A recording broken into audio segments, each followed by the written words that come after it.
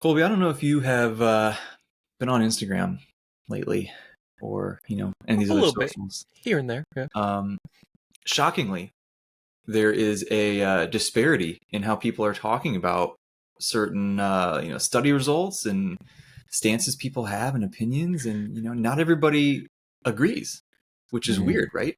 It's why, yeah. I thought social media, everyone's supposed to be on the same page and everyone's nice to Yeah, each other, and we all get good stuff in the end, right? that's what I thought.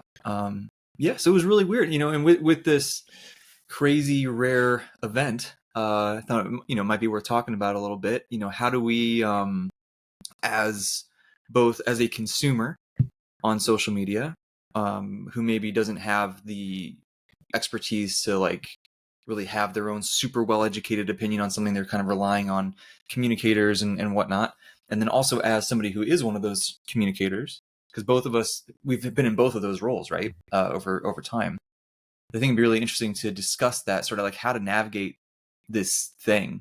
Like if you don't really know all the information yourself and you have to decide who to trust, like how do you do that? Like that's a whole thing. And then how do you go about being that communicator and doing so with a lot of integrity towards the science, but also balancing like, you know, uh, you, it's okay to kind of play the game a little bit at the same time, right? So there's a middle ground with everything, which ultimately means we should all fight and argue endlessly in the comment sections. Yes, I Yeah, like it. And this is just us upholding our promise from the beginning of last episode where we're calling people out. It's a that's new right. year. We're going That's right. going all in now. I love it. Let's do it. We're gonna say every name. Hmm. We're gonna say who we don't like, Yeah. whose career should burn down. No, Yes. obviously we're not going to do that. But I think this is a very important topic that, just broadly speaking, should be helpful for people, right? So with maybe we start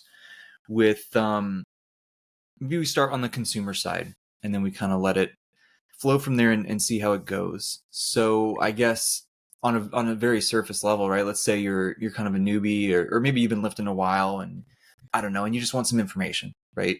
Just kind of going in the gym and doing your thing, and maybe the results have slowed down a little bit, or maybe you're just excited and you want to learn more, and how do I get the best results? And so you go onto social media and you find out there's 10 billion people that all seem to say slightly different things. So how do we decide who do I follow? Who do I ignore? All that kind of stuff. Are you asking me now? That's a hard You, question, Jake. this is what we're starting It's with. I know I thought you had and all the answers. I I don't. And I think that's kind of a good place to start. When people can say that they don't have all the answers, right? Yeah. And that they don't speak in absolutes or give empty promises, right? It's like you said, there's so many content creators out there. There's so much information, but that doesn't mean that it's all good. And that's where we come to that question of, well, how do we decipher what's good? And it is hard. It is, and I think it's going to take time to find that, right? And it's going to take some trial and error because one, what's kind of right for one person may not be for the other, right? Sometimes you just flow and ebb with some other people more than others. But there are some pillars in a way, right, that we can look for that can be reassuring that we're at least on the right track and we're, starting at a good place. And I think one of those is, and maybe this is biased, but it's when people do have some, give some evidence-based information, right? They're referring to science, they're communicating that in the way that's effective. And again, I think we'll talk about that a bit more too. But I think because there's so much information out there, we do need somewhere to start. And science is a pretty good place because, that's where we see some rigorous testing. We look at trends, we look at, multiple research papers, kind of rather than just like what this person says, right? We have some certainty, not complete certainty, because I don't think that's, again, possible. But we have a good place to start with. And then from there, we can kind of do our own testing in a way. So I think having some, at least understanding of what, how research is conducted, how to interpret research is helpful. I'm not saying that these people need to be researchers themselves, but a lot of the times, the people that are researchers, they do have a pretty good understanding of it because one, they're in the trenches, right? They're doing the research. They have to put in the work to get there, and it's not easy, right? Interpreting science and doing science are completely different things, and I think that actually might be a good thing to dive into. So I think, like, from your perspective, what is maybe some things there that can be helpful for people who are trying to, find someone to get content from, like interpreting doing science versus interpreting it? the results. Yeah, man. It's It's more such a tough can of questions. worms, right? It's such a can of worms because it's also the last several years. It's like the science has sort of been. This sounds like an exaggeration, and it kind of is. I just, for lack of a better term, it's kind of been like weaponized on social media. That like saying something is science based is the clickbait now, which is crazy. That used to be like, oh, that's lame. I don't want that. Now it's like that's what gets the clicks, that's what gets the views, and the information might not necessarily be super scientific. Like they might say, oh, this study said this, but they might be wrong, or they might not give you the full context because maybe they don't understand it themselves, or maybe they they need to have the information in 90 seconds for a reel on Instagram, and they just can't talk about everything. And so it's not always like a malicious thing, but then sometimes it is. Yeah, some people very deliberately misinterpret these things or misrepresent things, and it becomes even more difficult because now it's like, okay, so all these people talk about science, but like not all of them talk about it in the best way, you know. So like you said, I think some of the things to kind of look out for would be, you mentioned not speaking in absolutes, right? Only a Sith deals in absolutes, as we all know.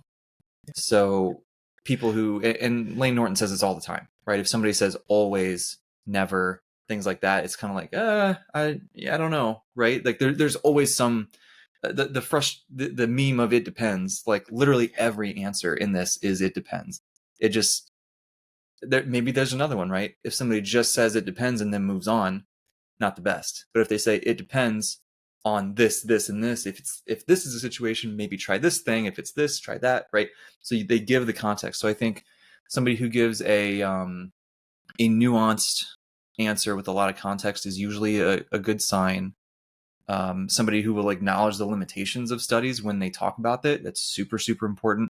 And just like sometimes as a consumer, you have to dig for this stuff too, which is frustrating, right? Like just because of the constraints of social media posts, there's a character limit in the caption, or there's a length of the video, or there's a you think about YouTube, and there's like, you know, um, the beginning of the video has to be very attention grabbing because most people aren't going to watch through the whole thing. So if you put your limitation section at the very end, a lot of people might not see it, and then they're going to think you didn't talk. So it can get super messy. So if you as the consumer are trying to make sure that you really are doing your due diligence to follow, quote unquote, the best people, the most reliable people, whatever that means, then you're going to have to do a little bit extra work, I think, right? Of watching the full video, reading the full article. We live in an age now, you can like email or DM the authors and ask them questions, which is crazy and super cool. And I think another, thing that you can look for is like, are there a lot of people that are sort of collaborating, and they seem to interact with each other a lot, and they seem to have a lot of respect for each other?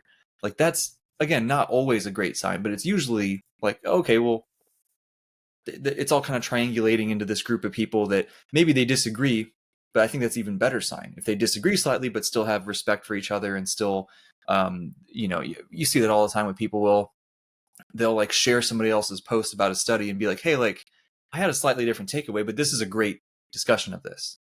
That's awesome, right? That's a great sign if somebody's humble enough to acknowledge their bias, or to acknowledge that maybe they disagree or whatever. That's another good thing. um, a lot of that stuff is nebulous and time consuming to try to sort through. And I think that's one of the big takeaways for me, like my experience. Like I mentioned, we both have been in those shoes before, right? Where you're just starting out, you don't know what's going on, you don't know who to follow. And it's a process, like it takes a long time to like, I don't know about you, I just started following everybody. And then it was slowly kind of preening the garden. And then you wind up in a place with people that who you feel work with integrity, and generally steer people the right way and share information in the way that we have talked about and will continue to talk about here today. Those are the initial things to come to mind that are not super actionable, nor incredibly clear and helpful, but it's a tough one, man. It really is. Yeah, and it's what, like, as you could tell, it's just, we struggle to even talk about it, and it's Yeah. that can be a problem in itself. People are like, well, that's where science is just wrong. Like they don't even know how to discuss it, and I don't think it's a problem. I think there's just so much nuance to it, and again, that is something to look for when people are concerned, I guess is the word, of how they're talking about science and papers and interpretation, because they understand all the weight and things that come behind it, right? Mhm. Well, it's like, if I just say like X is the way to go, that can be extremely harmful to someone because it might not Sure. be true for them. You could put them down the wrong path. You can like just make them not excited to do any training anymore. And that's something a good coach or a good communicator, content creator is going to be weary of, because they want to help, and I think that's what it comes down to. You can really sense that pretty early on when someone wants to help, and again, that comes through how they're talking about it, the context they're providing, the the way that they speak too. I think it is something to be Yeah. mindful of, and that can be hard to discuss and be like mindful of, because it is social media. People are going to put on faces and masks and all these different things. So I think, again, that's why we're approaching it with this caution, because it's only what you're being shown and you're being told. So I think, Yeah. because coming with that preface and understanding, if someone is not tiptoeing, because or maybe it is tiptoeing, just being careful of how they're talking, that is a pretty good indicator. Yeah. So yeah, I think when I'm looking for someone who I want to follow, it's kind of that thing. I am looking for educational background probably too. Maybe again that's my bias, but I think when we look at researchers or people who pursue higher education, it's not that okay, they have a PhD, they are correct. That is false. There are many Right. people who have a PhD. It doesn't mean you should end all be all listen to them, right? I think it's okay if they have a PhD or a master's, or if there's in higher education, that shows me that they care about learning. They Mhm. care about moving the field forward. So I think that's an easy, tangible thing to look for. Is, okay, are they currently in it, or have they done it in the past? Because then they have like a maybe a different baseline level of understanding and a different viewpoint, which I think can be helpful. Because again, when you're going through your master's, you're going to learn how to interpret research. I think that's one of like the first classes you ever take, is interpreting that, right? And this is not to say that you need to have this too, because there are plenty of people who have no formal education who are fantastic at creating content and reading studies and interpreting studies and coaching and all that too. But again, because as we're talking about and you're seeing, it's tough to actually find tangible things. This is somewhere to start, I think. Yeah. So that was awesome. It actually brought up a couple other like very closely related things. One, on the note of when you're kind of searching through who do I want to follow and stuff. Like I think another one is you mentioned how they speak. Like how do they treat other people in the comment sections and stuff like that? Like are they willing to engage in a respectful conversation, even if there's a disagreement, they can kind of whatever, or are they not, and they're just very antagonistic, and they're, it doesn't mean that they're a bad person. It's just, um, I at least personally have always valued somebody who can have a discussion, where you're disagreeing, but they still, we're not just going to call each other names and fight for, that's stupid. We're on the internet, right? It's a waste of everyone's time. That if we could actually talk about, because if I, and we'll get into this more also, like as the content creator, as the communicator, it's important to be honest, right? And to like talk about things that you believe in. And if I can't back up my opinion, then you know, how steadfast in that opinion am I really? If someone disagrees with me and I can't be like, hey, I hear what you're saying, but like, have you considered this? Or like, in my experience, I just see this all the time. Or, oh, but we have these other studies that, you know what I mean? Like just something. So I think that's something to look out for. And then the second idea that came to mind was you mentioned looking for people that, again, it's not a perfect indicator by any means, but if somebody has an education that it's usually, it shows that they care about learning and things like that. And that education doesn't have to be formal all the time. I think a huge example to me is like Alberto Nunez, who he doesn't have a master, he doesn't have a PhD, but he's like one of the smartest, most educated people in the space. Like he's amazing. And like he puts out such great information. And I think another thing that makes him special is that he doesn't have a PhD, right? Like he's so rooted in the gym and with coaching that then he hears the science and he, acknowledges it, but it always goes through that filter that I think is super important for anyone who's trying to do both.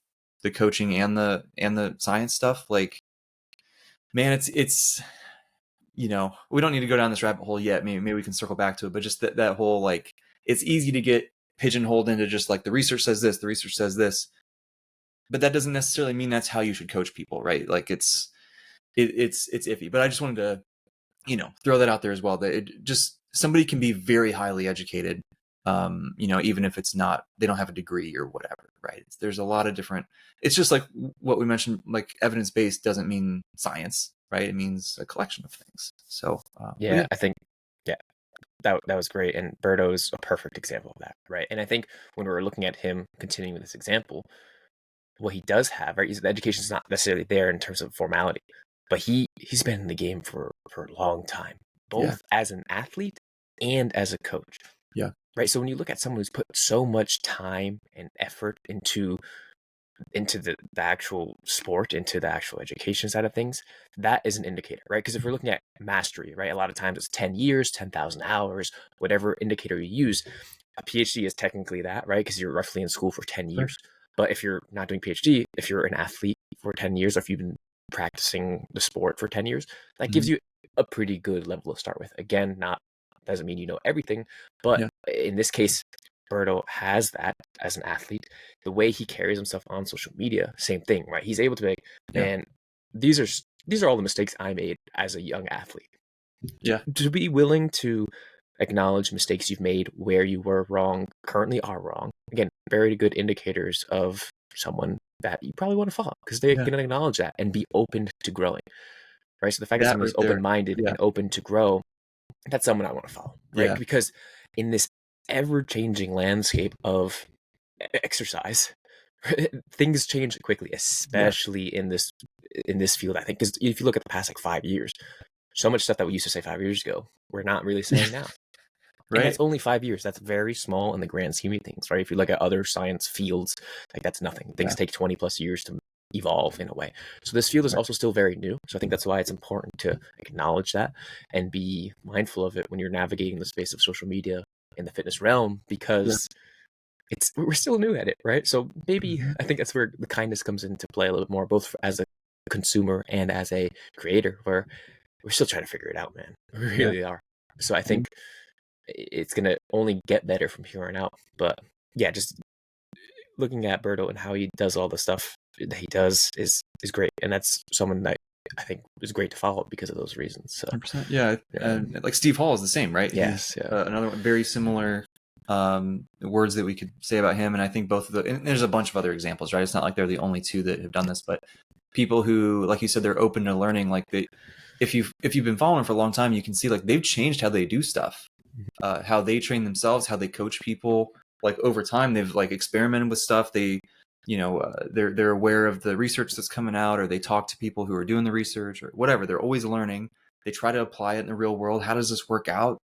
Oh, this actually isn't any better. Let me go, or maybe like, wow, this is a game changer. This is whatever, right? So they're evolving, like you said. And I think that's another good sign that if somebody is just, they never change what they do at all over like 10, 15, 20 years. I'm like, really? Like not even a little bit? It just seems a little bit. But Jake, Arnold did it. That's all you need, right? that's Arnold, fair. That was what? A long time ago. And if he did it, it worked back then, surely it still works. Exactly. But like, I think right there is, people will actually say that. And I don't think that's inherently wrong, because again, we talked about this before, there are some things that they did well.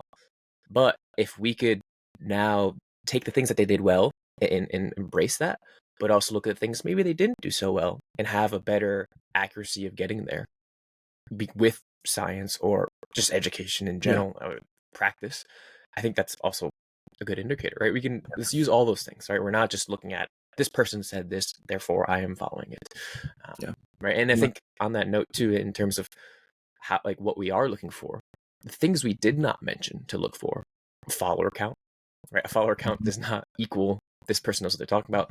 Sometimes it could give some indication, like, okay, maybe they're doing something right. But again, you need to come into that saying with an open mind that, okay, what is it that they're doing right? Are they just playing the algorithm? They're just doing the clickbait stuff, being inflammatory, whatever it is. And then you have to figure out, is that something you want? It's not follower count. It's not their physique or their strength levels. Again, that can be a part of it. Like we talked about, having some skin in the game, so to speak, and playing that, role is important, but it's not everything, right? The jack person in the gym maybe just has been lifting weights consistently for 10, 20 years. But that's still part of it, right? It's 20 years. A lot of Sure. times it just comes down to that. It's just consistency. Mm-hmm. But will that work for you?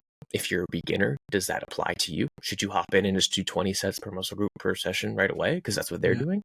I would say no. And I would say that because we have some evidence suggesting X, Y, Z, right? And this is kind of that thought process that goes in your mind of when you're looking at people to follow or looking at information to consume, you kind of have to question these things. You have to figure out, does it align with you and your goals and your values? That sounds like a big cope to me, dude. I don't know. What are you talking about? Because it's because we don't have 100K followers and look like an IFBB pro in the off season. But that's why we're saying those aren't good things, right? yeah, I mean, I've been training for 10 years, but technically only 2 of those were actually specifically for hypertrophy training. So I've only been training for 2 years, and I've definitely been doing it all right this whole time. Why am I smolting? No, but I think that's kind of part of it too, right? Is we're learning, dude. I've changed so much stuff. I'm still learning. Yeah. Every year, I feel like I am better, both in terms of knowledge and then as an athlete, application of training in myself. And I think that's huge. I'm 100% for that. It's easy to fall into that trap of like, okay, I wish I knew this 10 years ago. But the thing is, we did not know that information 10 years ago as a whole, not just you and I, right? And that's where I think the science is so helpful because it's pushing this knowledge forward. And because we're being exposed to that, it just so happens that it's 10 years into our training life, right? People who are starting now have they can start such ahead of the game than what we had, I think. And I think that is something to embrace. And that's why, again, maybe we focus more on content creators who also emphasize science and the education side of things, because it just helps us get that target a little bit more accurately. I think, right? Yeah. And I think something else that I think is always really rang true to me that I've really gravitated to. Again, this is just me personally, right? But it's the people who mention the science, and then they also mention the shortcomings and maybe the gaps. Like maybe there's just not research on a topic yet or whatever, right? There's not enough. I talked about this last week in I teach a class for my PhD, right? And like it's just all about lifting, because I was like, okay, you're going to let me do what I want. I'm going to talk about lifting. Of course. So yeah, I was talking about how being evidence-based is important, but that doesn't just mean science. And, a lot of this stuff we're talking about today, and how research and what people do in the field, it's like a loop, right? That the research informs what people do in the field, but then like they can't just wait for 20 studies and a meta-analysis to come out in 3 decades. Like I need to do something now, right? So then they use it for what they can, but then they just got to do stuff. And then the researchers see like, oh, wow, these guys are doing this thing a lot and it seems to work. Let's test it, and it just goes in this cycle. And I think that's why we've been evolving so quickly in the last few years, is like now there's more and more people who are just meatheads who are getting, and shout out Lane Norton and Dr. Zordos and Dr. Helms and like that group of people who got all of us just gym junkies interested in doing PhDs, because now like we are very deliberately doing that cycle as fast as we can, right? And it's exciting and it's cool, and then but I think what I'm trying to get across is that I've always really respected that idea of, this is the research we have, but if there's just not which is almost everything, right? Like there's not going to be a clear-cut answer in this field so far, that like this is what we have, so this is sort of a general framework, but I got to make a decision right now, and this is what my coaching practice has shown me, or this is what these 15 super experienced, successful coaches they all say the same thing. Maybe I'll kind of lean that way. I'll try it, see how it goes, adjust from there. So that the people who bridge that gap, I think, are a really great place to start. And then obviously, you kind of go through the process that we've talked about from there. But I don't know, man. It's so cool. I love how connected the practice and the science is getting, and it feels like every couple of years there's like more, you see a paper and you see the lead author has an Instagram account because they posted it, and you go to their page and they're jacked, and it's like, whoa, like this is, it's just more and more of those people are popping up. So it's cool. Yeah. But Jake, I just don't get it. Why are we doing science on stuff we already know? Like, it's okay. I'm memeing a little bit, but I'm not, because that's a comment sometimes we often see.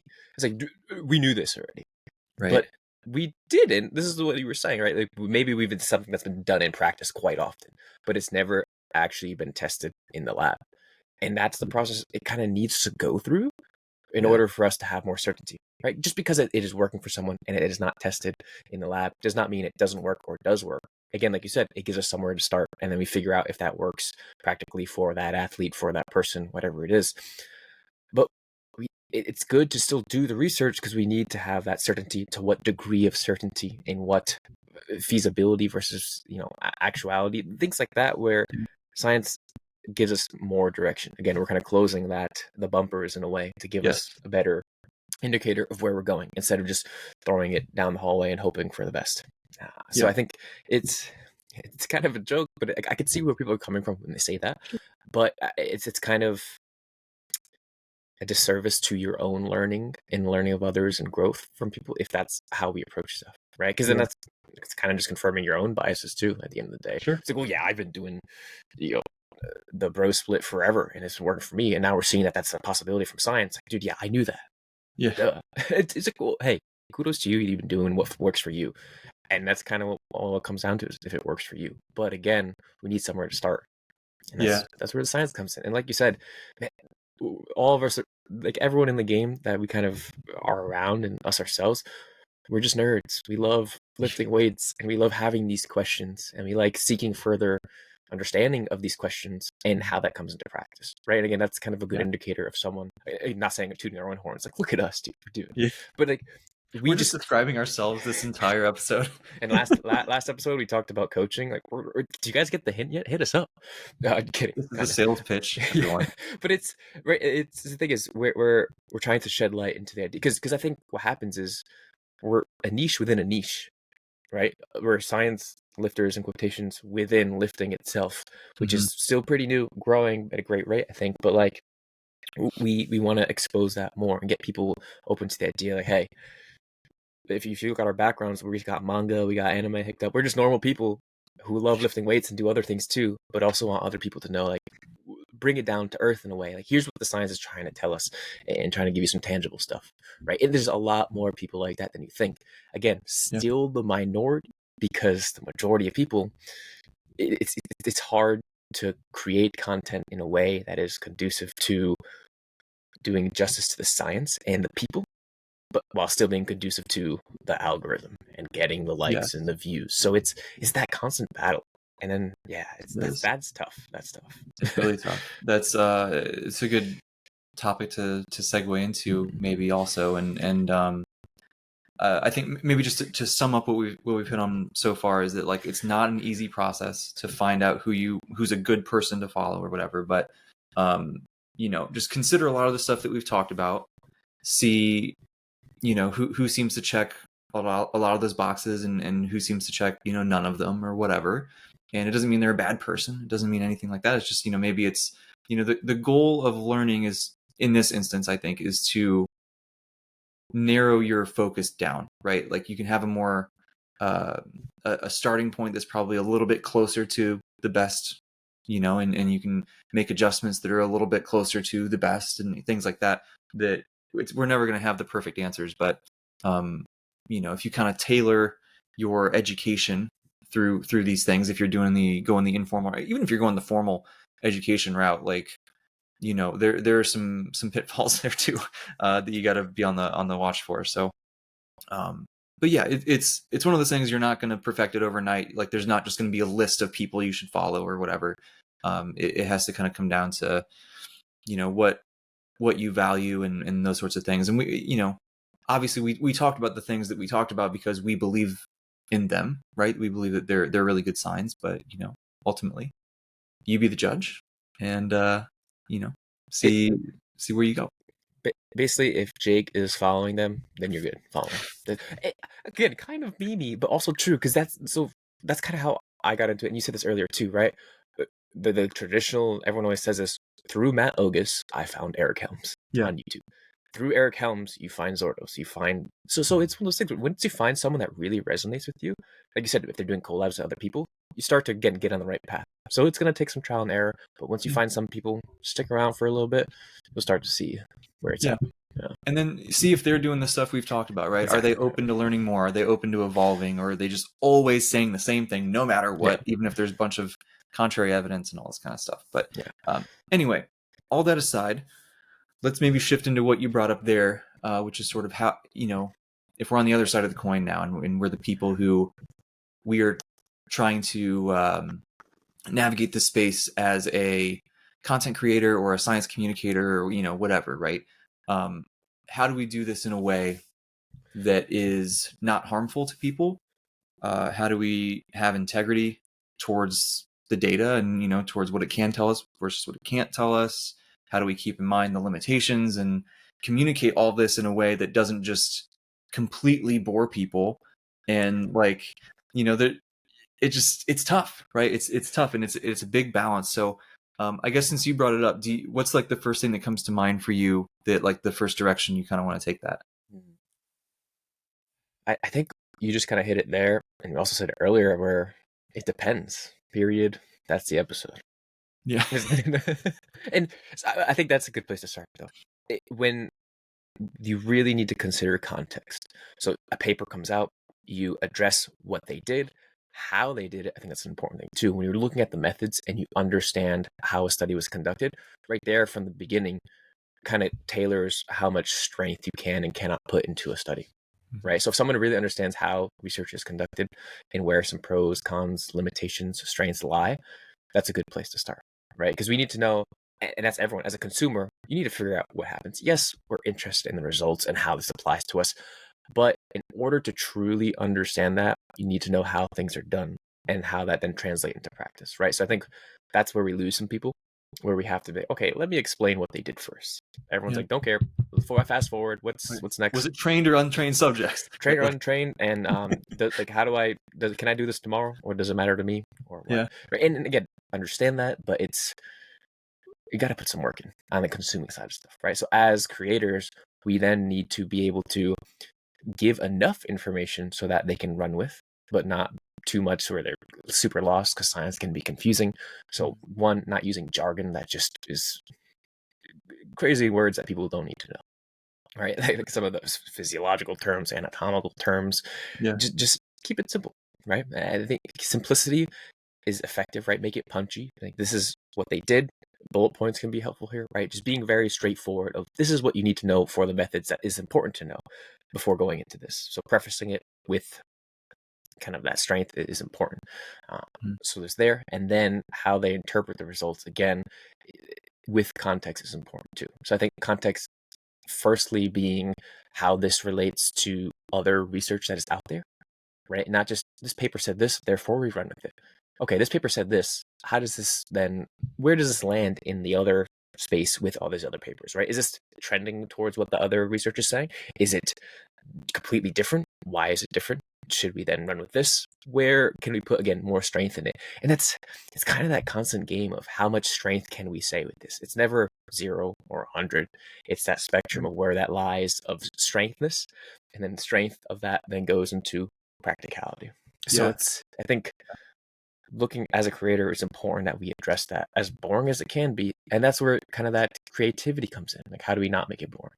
Are you, presenting it with some flair while still keeping it interesting? Are you doing videos? Whatever it is, right? I think that's always hit or miss. It's kind of do whatever, but so long as you get the point across effectively, I think that's what we're looking for as a communicator of anything, but in this case, the science.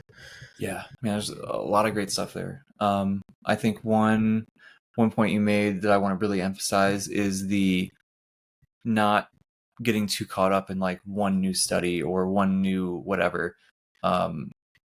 Like the way I've come to start thinking about it is, if anyone's have heard of like Bayesian statistics, right?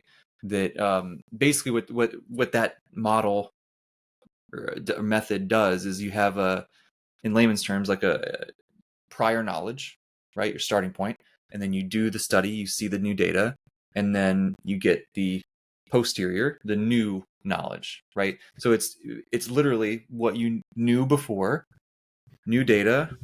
What do I know now, right? And it just evolves like that.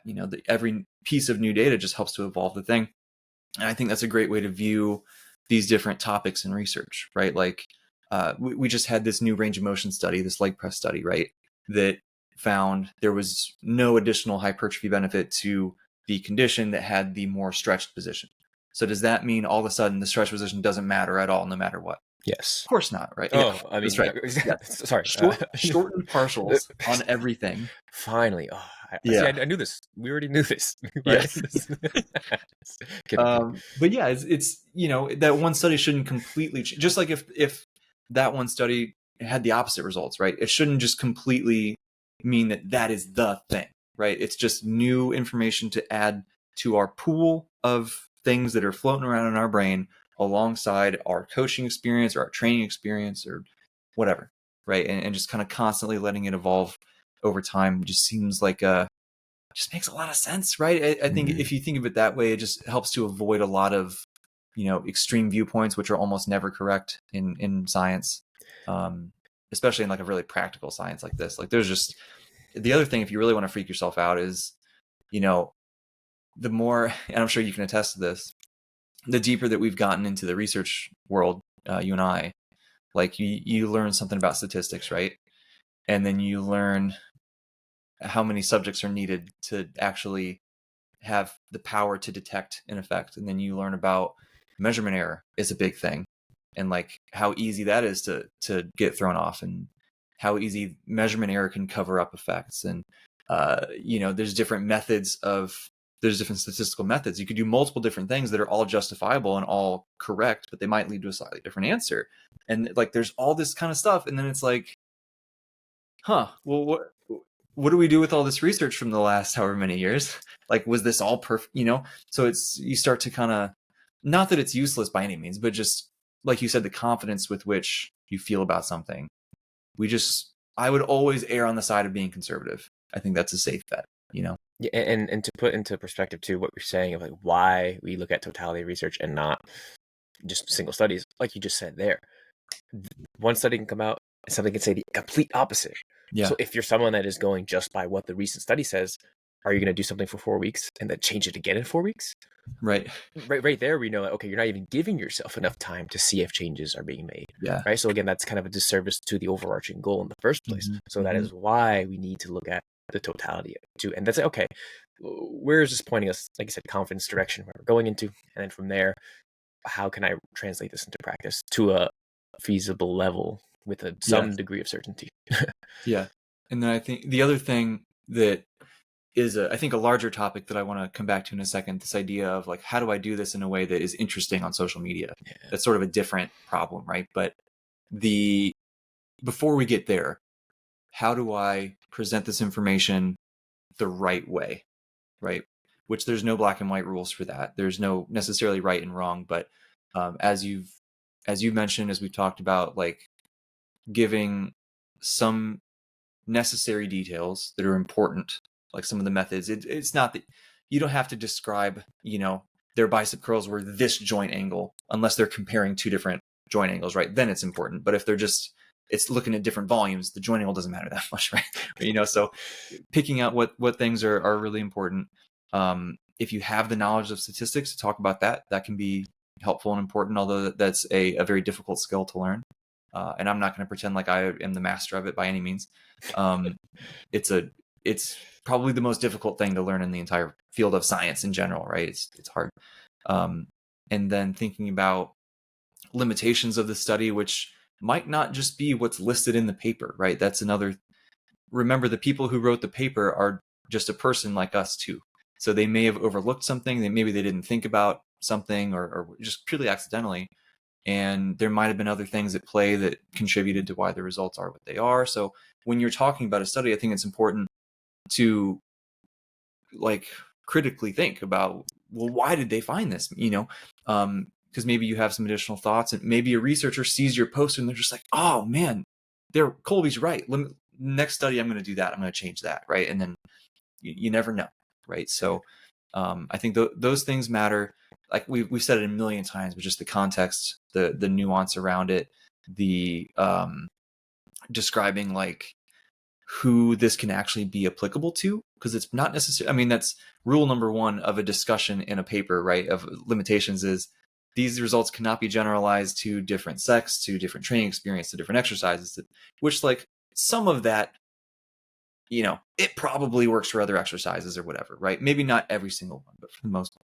Anyway, but like just making sure you really think about like what do these results apply to specifically, and what do they maybe not apply to? So then when you're talking to your audience, you can say like, hey, if your goal is this, if you're in this demographic, if you're whatever, consider thinking about this. But if you're not doing those things, you don't care about this, whatever, this probably doesn't help you that much, or it might actually set you back, or whatever, right? So I guess before we get into the actual playing the social media game, do you have other thoughts on that, on how do we want to communicate the actual facts or the actual information? I think one thing that stood out, maybe not a specific answer in my book, but something that I think is important to remember for both parties as a consumer and a creator, is that idea of critical thinking. Because like you said, as a researcher, it's very hard to think of everything. Yes. And not only think of everything like beforehand when you're creating the study, while doing it, while writing about it, there's so much time in between conception of study and completion of it, and then completion of writing. There's just so much that goes on, and within that, changes in science, whatever, right? So if you're trying to create content, don't try to make it perfect, because it's not going to be, and you can't include everything, with the caveat of being, again, open to discussing that further, right? So say, and then that goes both ways as a consumer too. If you see something that's posted, you're like, okay, why didn't they include this in their method section on this post on Instagram? Instead of assuming that they just did not include it because it doesn't fall in line with their biases, or it doesn't, whatever it might be, ask, hey, can I know more about the methods? Or maybe you do that on yourself and you go read the methods yourself, right? There's so much gray area that requires buy-in and playing it in from both parties before getting to that end result, that I think is important to address. So I think, because when you are creating, sometimes we spend way too much time thinking, okay, should I say this? Is my audience going to know this? Or is the audience I'm trying to reach going to know this? And that itself is a disparity of who's actually reading it versus who you want to reach it. And maybe that's the hardest part, is we're trying to disseminate research to the more lay person. Again, not trying to put other people down in just that regard of like they just don't know, but we want science to be understood by more people, not just researchers reading other research, and we're always continually echo chambering, in a sense, right, this thing. And that's hard, because other nerds are interested in this nerdy stuff too. And again, that's still fine, but I think we need to make it more simple first, in as a whole. And then if you want to get down and nerdy, we can. That's where the comment section comes. That's where sometimes you just reach out to the author, like you said, email them, hop on a call. Sometimes be like, yeah, let's discuss this further, or hop on a podcast, right? There's so many other avenues where we can get more in depth with things. And people do that, right? But other people just don't see that. Someone makes a post and they have the basics for the majority of people, but they also have a YouTube link to a full video or a full podcast. But the people who just see the post maybe just go off that information, and that's where you see a lot of butting of heads. So I think that's where a lot of quote unquote problems arise, is that disconnect. But then that's where, where are we pointing fingers in that case? Is it the consumer? Is it the creator? We don't want to point fingers, and I don't think we're going to here, but it's like, okay, there's just a lot more to it than what we think. So I think essentially what it comes down to is just, again, that critical thinking part from both parties before making assumptions. And that's kind of a general rule for everything, right? Consuming research yourself. Let me seek further understanding before just reading the end of the discussion and saying this is what it was all about. The same thing when creating and then consuming content too. 100%. And on that same note, like, so a lot of the comments or not disagreements, but you'll see a lot of things about like man, like I wish the study was more than 8 weeks long, or like, wow, I wish they would have used trained subjects. or like, I've Same. been lifting for 20 years. Like, how does this apply to me? So we see a lot of things like that. And on that note of critical thinking, just a small peek behind the curtain, right? To maybe help assuage some of those concerns for some people, or at least make them understandable. Like, a couple things to keep in mind, right? That doing research is very difficult, right? I certainly didn't appreciate how difficult it was until I tried to do it. And there's so much stuff that you just don't know until you go in and try to do it. Um, for example, recruiting subjects Oh gosh. is hard, right? Because you think about it, you are asking people, ideally, you want people who take training seriously, right? Because you want them to try hard and follow the rules and that sort of stuff. So you're trying to find people who take training very seriously, and you're going to ask them for the next 2-3 months, whatever, hey, you can't do what you want to do anymore. I want you to come, you need to take a special trip to the research lab that has worse equipment than the gym you're used to going to, let's be honest, more limited equipment. Although a lot of labs are getting some cool stuff now. Like we have great stuff in our lab now. Like there's a lot of, it's leveling up, but nonetheless, you're not going to get to use all the cool machines. You're not going to be able to just change up your workouts whenever you want. You got to do what I tell you, and you can't do any other training outside of it. And, I might ask you to do some nutrition intervention or something like that at the same time, although I might not. And it's going to be a very, very strict, very, very specified protocol that you're going to do. And it's just, the list goes on and on. And like you're going to be randomized into, one of these groups or conditions that, we're testing to see which one's the best one. So there's a good chance you're going to be in the condition that doesn't grow as much. Sorry. Right. Or like, so we're asking a lot of people. Right. And that's I wouldn't want to do that. Just being honest. And I've done studies for people, right? Like I'm about to start another one here pretty soon. And you're kind of sacrificing your own training for a little bit for the betterment of learning something cool, or for science in general, or to help a grad student graduate, right? Like there's all kinds of stuff. So like that is difficult. What subjects do we recruit? Do we get untrained people? Do we get really, really highly trained people? Do we get people in the middle somewhere, recreationally trained? Like what are we looking for? It's so hard. Go try to find bodybuilders who have competed before, who've been training for 10, 15, 20 years. You're not going to do it, right? It's not going to work. You might get a couple who are super nice and generous with their time, but you're not going to get the 50 that you need to have an adequately powered study. I'm sorry, right? It's just not going to happen. And so then it's like, well, untrained people are sometimes really difficult to get also, because they're not interested in resistance training, or they'd already be doing it. So that can be, difficult. And depending on what your study is designed to look for, you might really want untrained people because they're really sensitive to anything, or they just don't have all those adaptations yet. Or maybe you want trained people, but now I got to find, if they're too well trained, they're going to grow very, very slowly. So I might not be able to see a difference that's actually there. So I want somewhere in this kind of sweet spot, and, but then I know everyone on the internet's going to yell at me, and it becomes difficult and that's only with subjects, right? Like, and then you think about, if I'm comparing different groups of subjects, now I have to try to, have a pool of people where I can at least counterbalance for XYZ things, what are we doing about nutrition? What are we doing about sleep? Probably nothing, right? Because you just can't control all of those things. That's why a lot of studies now do within participant things to smooth that out. But anyway, that long ramble on like just the subject side. We can also talk about designing the methods for a study. We can talk about the statistical approach. We can talk about the writing. We can talk about the publication process, right? There's so many hoops to jump through. There's so many difficulties that are just not talked about, really, right? And we see this paper come out and we're just like, oh, cool, new paper. And we don't necessarily think about all the stuff that went into that.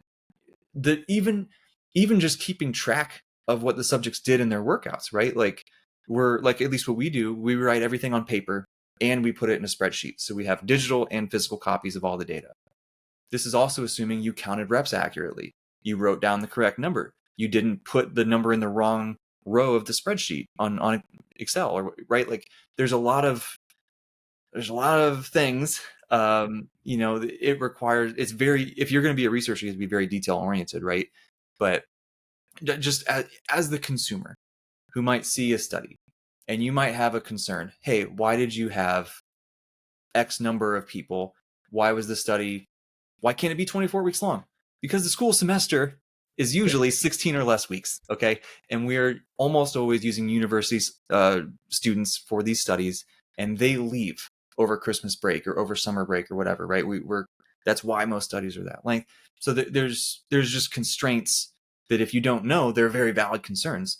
And of course, we would love studies to be longer. We would love more subjects. We would love more highly trained subjects in some instances, not always. We would love all of those things, but it's just not realistic, right? So we got to kind of do the best that we can with what we got. Earlier, you said I was coping. I'm just kidding. I'm just kidding. Dude, I 100% understand where you're coming from, but I think that's where also other people just don't get it because they don't know that. So again, that's why I think it's so important that we do talk about it, because it is not easy. It's not easy to do research, period. It's not easy to do research well. Even more so, right? Because good researchers are thinking about these things. They are being very meticulous about what participants can and cannot do and how that may affect results and ultimately who we choose as participants. We're not like we'll get anyone. If they don't fit the criteria, we do not pick them, because that's not in line what the purpose of the study is, right? And that's a struggle to find a sufficient amount of people that fit the bill and do so well. So that's why I think it's super important, like you said, to consumers to understand that, but also as content creators to also acknowledge that and be a little bit more maybe kind to that too. Not saying that they aren't, or that's us. It's just we need to sometimes explain that, right? Like, hey, dude, it's tough, and this is why we didn't do this. People maybe don't know that we're mainly doing university research with students, and we only have 24 weeks, or that we're very particular about certain things in the methods. If we can explain that, hopefully they will come from a more compassionate place. But okay, now I understand.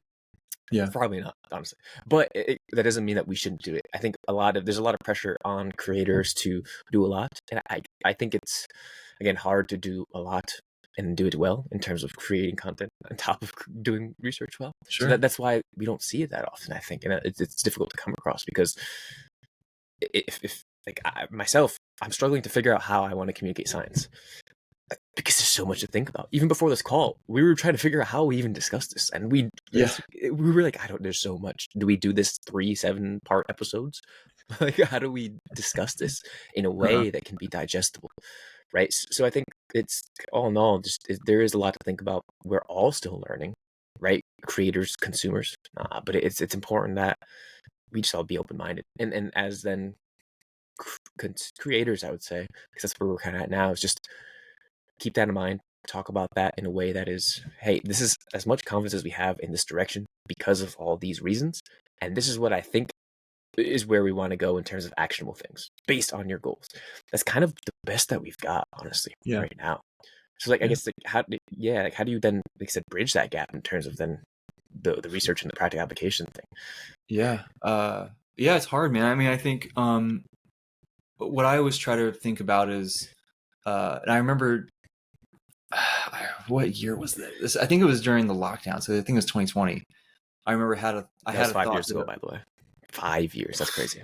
That's sorry, I didn't mean to existentially crisis everyone, but that's weird. Man. I can't continue the podcast anymore. I remember having a thought. This was like relatively early on. This was either before or right as I was starting my master's. That this was when I was like trying to learn how to read research and like, how do I apply this? How do I do this in a good way? And I remember having a thought of like, every paper I read needs to go through my bro filter, right? Of like, which I learned from from Eric and from Dr. Zordos and Elaine, all these people, right? That's what they do. It's not just blindly, this is what the research said, do this. It's like, this is what the research said. In coaching, I found this. That seems to kind of jive together. That makes sense. Or like, this is a weird disparity, so we don't know, whatever. But having that filter of what seems to work in the real world and kind of applying research findings through that, I think it's not going to steer you wrong very often, right? Obviously, sometimes there, research findings and what people do in the field are directly opposed sometimes, right? not that often, right? It's usually not that far. Like we're splitting hairs with a lot of stuff. Let's be honest. So it is. It's usually not going to steer you too wrong in my experience. And I also think about like if you're giving somebody a recommendation, is it something that you would do? Is it something that you would have your clients that you're coaching? Is that something that you have them do? If the context is appropriate, right? If you're working with powerlifters who don't care about muscle growth and you're giving a hypertrophy recommendation, obviously, that might be different. But like just thinking about those sorts of things, and then at the end of the day, probably erring on the side of being conservative, making sure that you're not like overstating claims from research, which is a difficult skill to get, but which again, if you err on the side of being conservative, that will help a lot with that, and you'll learn more and more as you go. And you're going to make mistakes. Also, you're going to say dumb stuff. You're going to be wrong. We're wrong all the time, both of us still. It's just one of those. It's just how it goes, right? So, I think that's the last thing I'll say on that topic is to like don't put pressure on yourself to be perfect at every single thing that you say from day one. Obviously, try your best, but like it's a learning. It's like anything else, right? It's a skill and something like that you learn. Yeah, I think to add on that, it's hard as a creator and then a consumer to understand this, but I think once you do, you're really gonna just things are gonna be easier, and we want things to be easier at the end of the day, right? But actual change takes time, right? So even if we get good direction from research and from all the stuff, we need to test it out and we need to give it time to figure out if it's working in general and then if it's working for us, both in terms of like actual outcomes but also feasibility. Because a study can come out and say like you need to do 52 sets of this. Yeah. Okay. Can you actually do that? Can you spend 3 hours in the gym? Most people no. I would say, right? So then how do we dial that back? How do we find a middle ground? How do we adjust that dial and figure out where we lie on that spectrum, right? Yeah. So I think it's important to be patient. Again, a very tough skill. It is, especially in this, that we want things fast, results fast, but it doesn't happen that way. But we need to, again, go through our own scientific method of trying things out, collecting some data, figuring out if it works or not, and then building off of that, right? The science doesn't end or start only in the lab. It kind of comes in practice too. And I think people forget that or just don't know that because we think of science as some nerdy white coat glasses kind of thing. But it's not. Like, I mean, we're in the gym. That's science, right? We're testing things out. If you know it or not, you've been doing it this whole time. So I think so as a creator, kind of prefacing that and understanding that even as you're disseminating information, it's going to take time for you to get it right. And again, you won't get it right. Like you said, we're going to be wrong. But I think the fact that you can acknowledge that you were or are wrong and be open to learning and open to discussing why that is, that's only going to help you grow as a person and help the field grow. And that's ultimately what it comes down to. And that's kind of what we talked about right in the beginning is researchers or people who pursue PhDs, we just want to push the field forward. We like learning. We're interested in that, right? We don't want to be right. We don't want to confirm our biases. I think people sometimes think that like, we're going to publish this because it's, going to get me clicks. It's going to get me clients, whatever it might be. That's not the case at all. We just really love this stuff and we want to learn more and we want to grow too. And you want to help other people, again, narrow down their action and decision-making tree so that they can get to where they want to as best as they can. Right. Yeah. Yeah. And thinking about the concept too, like what's the conceptual framework from the studies? Like the 52 sets thing is a great example. People were like, I have to do 52. Like, no, dude, it means more volume made you grow more. Like that's the concept we're talking about, And because if the study design had them do 50 sets, then was it 50 or 52, right? Or if it was 54. So that's been a thing. Like Dr. Zordo says that in his classes, right? That we took in our master's degree. Yeah. That's like one of the first things he talks about is like conceptualize and integrate, right? It's always what he says a million times. And it's so true that again, when you're making these recommendations or takeaways for people in your posts or whatever, right? Thinking about that is another way to help you avoid some of those easy pitfalls of maybe giving a recommendation that doesn't hold up super, super well. But what happens if you can have the best possible post, right? And nobody sees it? Does it matter? So I think there's a very valid argument that there might be some slight slight compromises without giving up your integrity as if you're a researcher or scientist or just somebody, the integrity of that science you're talking about. And just you as a person, right? Like you don't want to give people bad information. But there is an argument that there might be some slight compromises you make to make the information not just more digestible, but entertaining in some way, to get some eyeballs on it. Because if people see it, then they might dig a little bit deeper, learn some good things, and now they're in a better place. If nobody sees your perfect post, is it actually helpful, right? And that's a really difficult conundrum for a lot of us, especially those of us who have gone through the PhD grad school route, because we are so trained scientifically. When you write a paper, like we don't have to consider that, but now when we try to step into the social media realm, it's a different set of rules. And this is something that I have been wrestling. We've talked about this a bunch. I've talked about it with my girlfriend. Like I've been wrestling with this for a long time, and it's a very difficult thing. And you'll see some people just get slaughtered. Some of these like people who have a scientific background that are in the social media game now, like they do something that's not absolutely perfect scientific, whatever, and they just get destroyed. And I'm like, I don't think that's fair, but obviously there's a line you don't want to cross, right? Like, how much clickbait is too much clickbait? Like there's a lot of, it's a hard one. It's a hard one. Okay, so I've teed it up. I guess I didn't say anything of substance. What's your immediate thought? Yeah, no, everything was substance there. It is tough, and like a lot of stuff you're saying, I'm in the same boat. And I think Eric's told me this a lot because he knows me really well. It's people who are thinking about stuff like that are the people that need to be making those posts, and that's the thing. The minority is very loud. It's unfortunate. And those are the people who get the clicks, they get the thing, because they're maybe playing the algorithm, or they're just, again, loud in whichever way. They understand social media, whether they're saying stuff that is useful or anything, right? Again, not putting up people down, but like it's working in that regard for them. So I think, if anything, that just means the people who really do care, and like us, for example, we need to post.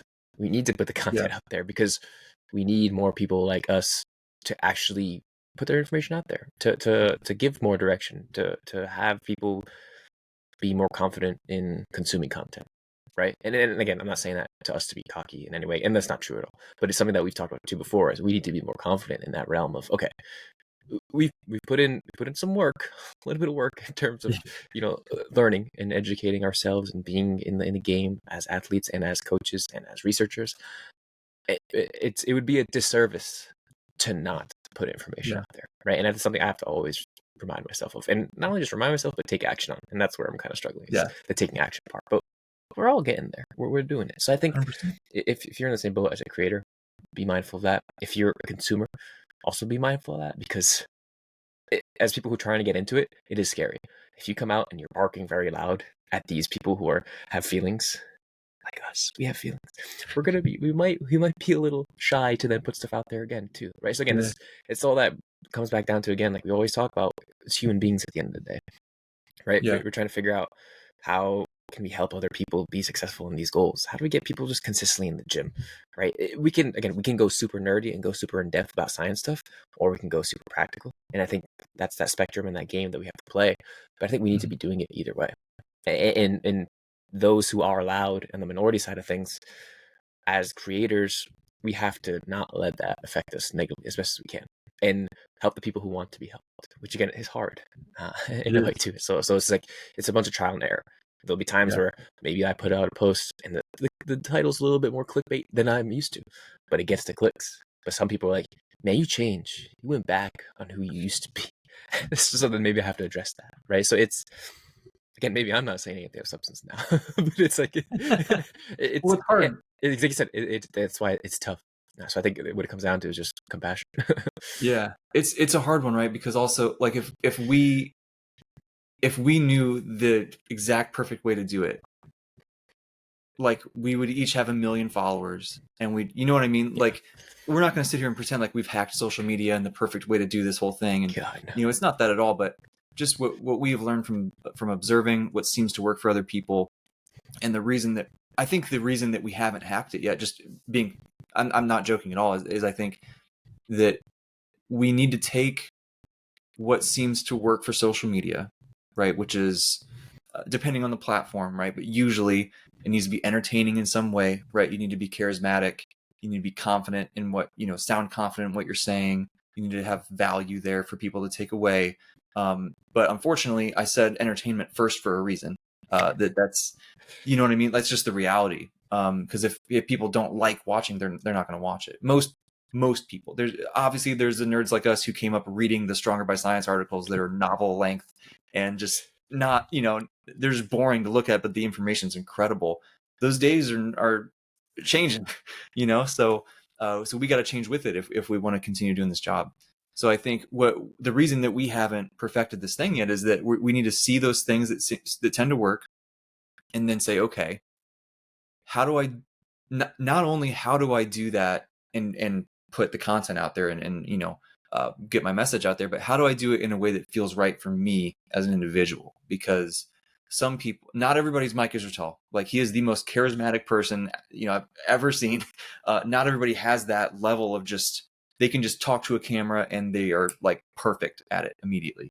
Not everybody is as intelligent as so-and-so. Not everybody's as funny as so-and-so. Not, so you got to figure out those personality quirk things. You got to figure out, do you really like video editing? Are you good at it? Or are you absolutely horrendous? Do you like infographics? Do you like whatever, right? Whatever it is, it's got to be, within who you are as a person. I think that's super important. You can only fake it. You can fake it for a little bit, right? But you can only fake it for so long. People are going to know. They can sense when you're not being genuine. They can sense, there's that, but there's also just the you're trying to make this a job, right? Like, do you want to hate what you do? The whole reason we did this is so we can work for ourselves and do something that we like as our job. We can talk about lifting. We can help people. We can, give back to this community that's given us so much, and so on and so forth. But it's like, you got to enjoy what you're doing. You got to feel like you are, having some sort of positive impact, and that the time and the effort is worth it. And, so there's a lot of stuff to consider when it comes down to actually, like, how do I actually create the content, right? It's not just the message, but it's like, how do I package it now in that way that is very individual, right? There's a reason there's so many different kinds of stuff out there, right? You see the YouTubers and the Instagram people and the TikTok people and the whatever. Yeah, I think, yeah, to kind of sum that up and to put a nice cherry on this all, I feel like it really just comes down to action. As a consumer, as a creator, you just got to do it, right? If you're consuming, again, we gave you some tangible things in where you can kind of look for the right stuff, but you have to put in some of that work too to figure out, okay, is this person trustworthy? Let me look through some of their posts. Let me follow them for a little bit, see how they change, if they do change, what their information is putting out there, but then too, how that plays into practice yourself. Because like we talked about, we can have all the research we want, but if you don't actually do it, or if you don't tailor it to yourself, there's no point in it. So that's action. As a creator, again, find out good ways to have a large reach, right? We want to help people at the end of the day, and also using the algorithm and understanding the game and where on that spectrum we want to lie and how to keep our values still there. But again, action, you need to put the stuff out there to figure it out. You're going to do stuff that's not right. It's going to be wrong, but you got to learn from it. Same thing, like just training. So I think it comes down to action. It really does. So it's, if you're listening, just go do it. Whatever it is, just go do it. Just do it. Just right? do it. Somebody has said that before. We should trademark that. I think that'd be pretty cool. It's a pretty good catchphrase. Yeah. Cover the sponsor. I wish one day. One day. Yeah. Well, yeah, man. I think that's pretty good. I think we did it. Did we talk about absolutely everything in this topic? No. Like, we could talk about this endlessly, man. There's so many different rabbit holes to go down, but hopefully, this at least gives people some direction on how they can start to navigate some of these things, and start to jump into this not scary and overwhelming at all world of social media information around lifting. Take the first step, get some action, reassess, and then come back to us. Let us know how it is. So that's kind of how it is, man. As always, we appreciate you listening. Thanks for being here. Much love, and we'll catch you at the next one.